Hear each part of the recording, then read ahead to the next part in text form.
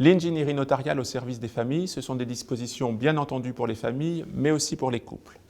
Ce sont sur ces dispositions que la 3e commission du 118e Congrès des notaires de France a travaillé.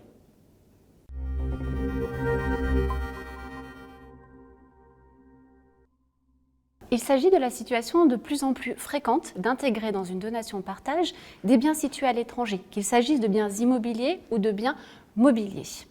Le droit international privé rendait très incertaine l'efficacité de tels actes, tant lors de leur conclusion que de leur dénouement.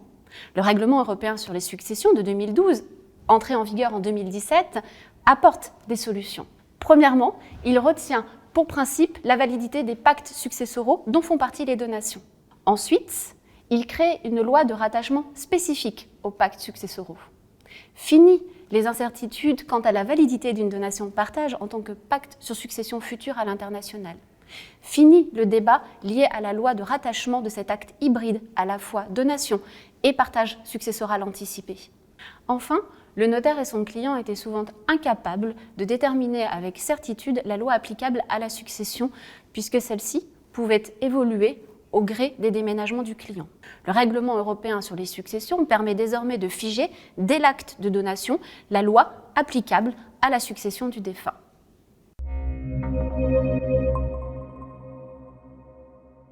Au moment de consentir une donation à leurs enfants, les parents manifestent souvent le souci de maintenir les biens donnés dans la famille en cas de décès prématuré des donataires. En prévoyant le droit de retour de l'article 951 et une clause de résiduaux, le donateur va pouvoir prévoir qu'en cas de décès du donataire, tout ou partie des biens donnés reviendra à un second bénéficiaire et qu'au cas de décès avant lui du premier et du second donataire, il conservera les biens donnés. Dans le cadre d'une donation-partage transgénérationnelle, la combinaison du droit de retour et d'une clause de résiduaux va permettre de faire tomber le bien donné dans le patrimoine de l'enfant pivot en cas de décès avant le donateur du donataire.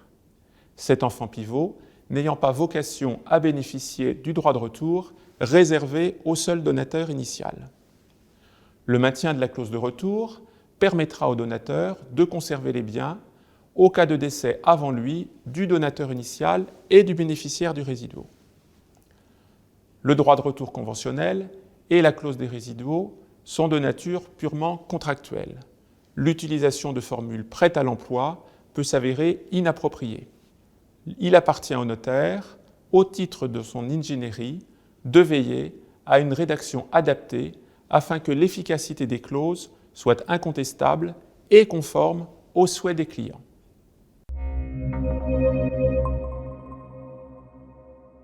Le concubinage n'est actuellement régi par aucun texte. Seule une définition est présente à l'article 515-8 du Code civil depuis 2006. Durant l'union, cette absence de disposition spécifique est sans conséquence.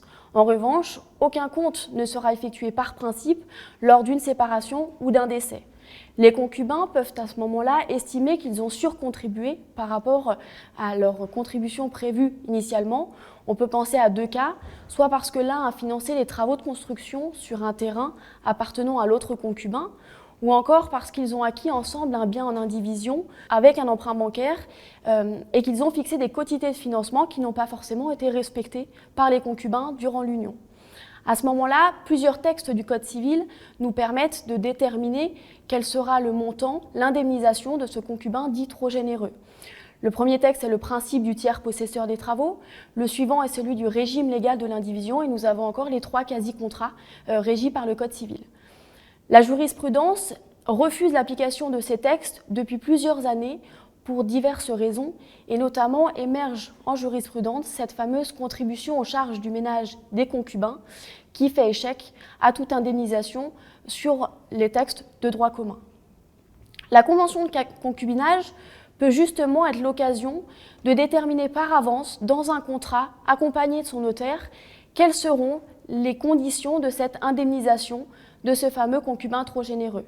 Est-ce qu'à ce moment-là, on estimera qu'il y a lieu de prévoir une contribution et si oui, dans quelle mesure? Est-ce qu'au contraire, on dira dès le début, au moment où tout se passe bien, qu'à l'issue de l'union, qu'il s'agisse d'un décès ou d'une séparation, il n'y aura pas lieu à remboursement en raison de ce financement qui aura été effectué?